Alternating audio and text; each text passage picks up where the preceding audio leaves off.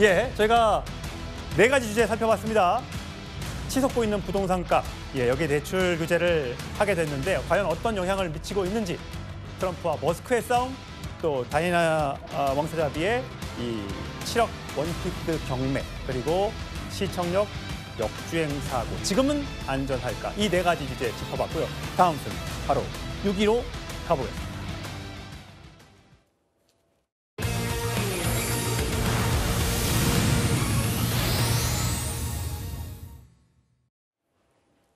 김용태 국민의힘 비대위원장의 모습과 안철수 국민의힘 의원의 얼굴이 보이고 있습니다. 오늘 김용태 비대위원장, 이제 임기가 내일까지 딱 하루 남았습니다. 6월 30일까지가 임기인데요. 오늘 김용태 비대위원장이 이런 이야기를 했습니다. 함께 들어보시죠.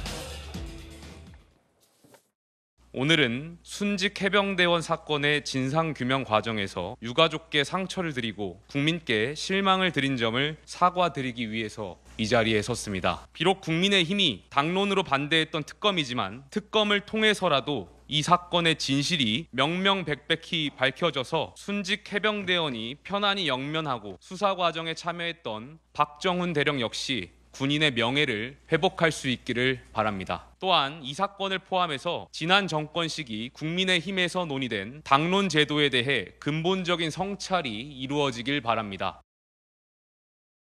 김지욱 전 대변인 나오셨어요.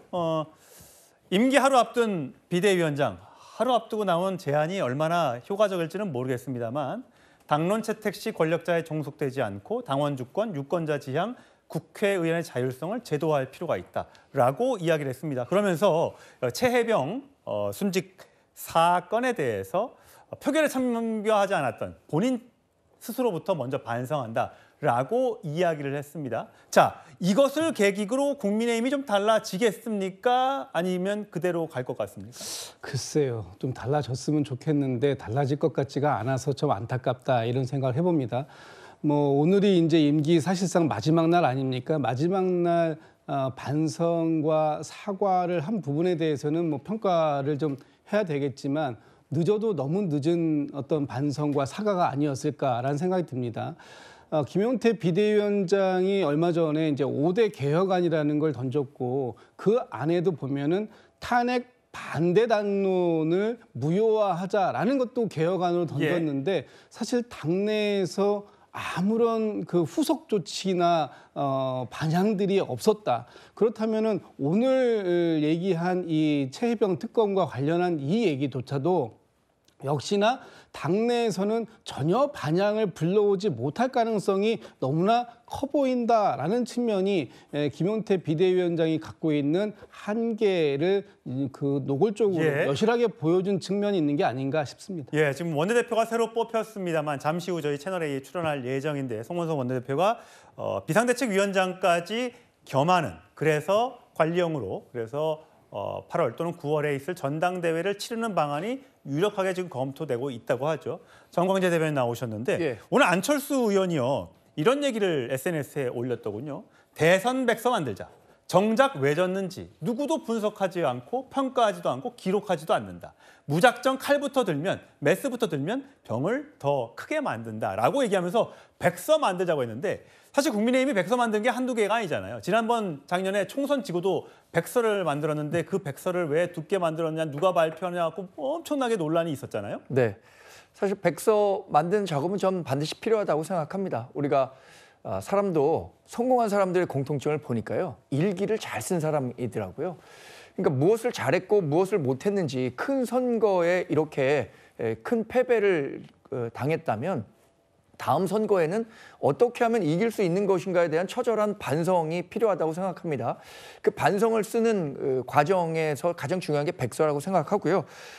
총선 백서 시절에도 책임론과 관련해서 여러 이견이 있었지만 그래도 그런 총선을 기록해 둠으로써 다음 선거를 치르는 데 있어서 그것을 반면교사 삼아서 어떻게 하면 이길 수 있다라는 청사진을 제공할 수 있다고 보거든요. 이번 선거는 처음부터 굉장히 어려운 선거였죠. 12월 3일에 있었던 비상계엄으로 인해서 대선이 치러졌었기 때문에 그 과정서부터 무엇이 잘못됐고 또 12월 3일 계엄이 있기 전까지 당정 관계를 어떻게 잘못 구성했기 때문에 이런 평가를 국민들로부터 받을 수밖에 없었는지를 명확하게 기록할 필요는 있다고 생각하고요. 예. 안철수 의원이 제시한 것처럼 우리 당에서도 백서 작업에 금방 나서야 한다고 생각합니다. 백서를 누가 써야 돼요? 외부에서 써야 돼요? 당내에서 써야 돼요? 이건 당 내외에 있는 사람이 공히 같이 참여할 수 있는 기회를 마련해야 한다고 생각합니다. 지난번 총선 백서는 조정은 의원이 중심이 돼서 썼었는데 그때 당시에도 우리 당을 출입했던 기자들의 의견들 열심히 들었었고요. 국민들의 평가도 함께 반영을 했었으니까 이번에도 당 내외에 있는 사람을 골고루 참여시켜서 정말 객관적인 내용들을 담을 수 있는 계기가 돼야 한다고 생각합니다. 백서만 쓰고 잘 검토하지 않는다면 또 그것도 별 의미가 없을 수도 있다는 점 많은 분들이 지적을 하시더군요. 자, 성태현 부장. 지금 보면 정당 지지율을 보면 왼쪽에 파란색의 더불어민주당 거의 모든 전 연령에서 선거 이후에 더 이제 많은 수치를 보이고 있어요. 50대 같은 경우는 59대 13이니까 너무 격차가 벌어지고 있고요. 그나마 70대 정도에서만 국민의힘이 조금 앞서는 걸로 나올 뿐 다른 연령대 60대도 보면 민주당이 더 크게 높은 지지율을 보이고 있습니다. 전 보수정당이 상당히 심각한 수치로 받아들여야 되는 부분이죠. 왜냐하면은 그 연령 효과라는 게 있는데 사람은 원래 나이가 들수록 보수화되는 성향이 있습니다. 이거는 대한민국뿐만 아니라 전 세계 모든 사람들에게 적용되는 것인데요. 그럼에도 불구하고 보수정당이 70세 이상에서도 이기지 못한다? 지금은 모든 사람들이 사실상 국민의힘을 제대로 된 보수정당으로 인정해주지 않는다는 지표거든요. 이런 것들은 두 번의 연속한 대통령의 파면 그리고 세 번의 연속된 총선의 대패 이런 것들에 대한 처절한 반성도 없고 그리고 그 보수 정당이 가장 추구해야 되는 가치는 보훈, 안보 이런 것 아니겠습니까? 그럼에도 불구하고 아까 우리가 김용태 비대위원장의 멘트를 봤습니다만 이 최상병과 관련된 부분에 있어서 작년에 한동훈 전 대표 시절에도 그리고 지금 김용태 비대위원장 시절에도 윤석열 전 대통령의 연관성 때문에 이거에 대해서 제대로 된 뚜렷한 당론 하나 만들어내지 못하는 모습을 보여주기 때문에 저는 모든 연령, 모든 지역에서 국민의힘이 보수 지지자로부터도 외면받고 있다 이렇게 봅니다. 예, 최선 평론가. 뭐 지역별로 봐도요. 부울경만 해도 46대 28이고 TK 대구 경북만 해도 28대 31. 뭐 이런 숫자예요. 그러니까 붙었어요. TK마저 붙어버렸어요.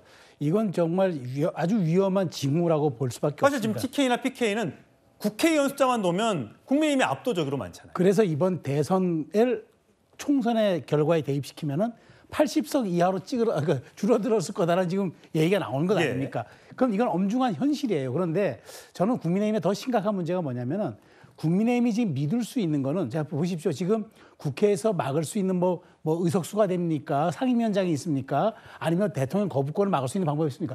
필리버스터나 48시간 저지시키는 것밖에 없어요.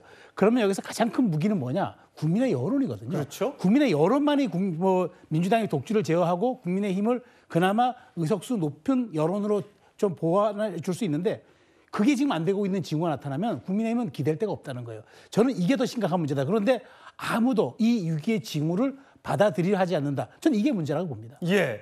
사실 여러분들 기억하십니까? 역대 비대위원장. 뭐 옛날도 아닙니다. 2022년 8월부터 지금까지인데 주호영, 정진석, 한동훈, 황우여, 권영세, 김용태. 자, 7번째 비대위원장은 누가 될지 모르지만 원내대표가 잠시 겸임하는 방안이 거론이 되고 있다고 하니까 이 사람들의 면면 다 개인적으로 훌륭한 사람들일지 모르겠습니다만 계속해서 당의 얼굴이 바뀌고 있다는 점 국민의힘의 위기를 여실히 보여주고 있는 것 같습니다.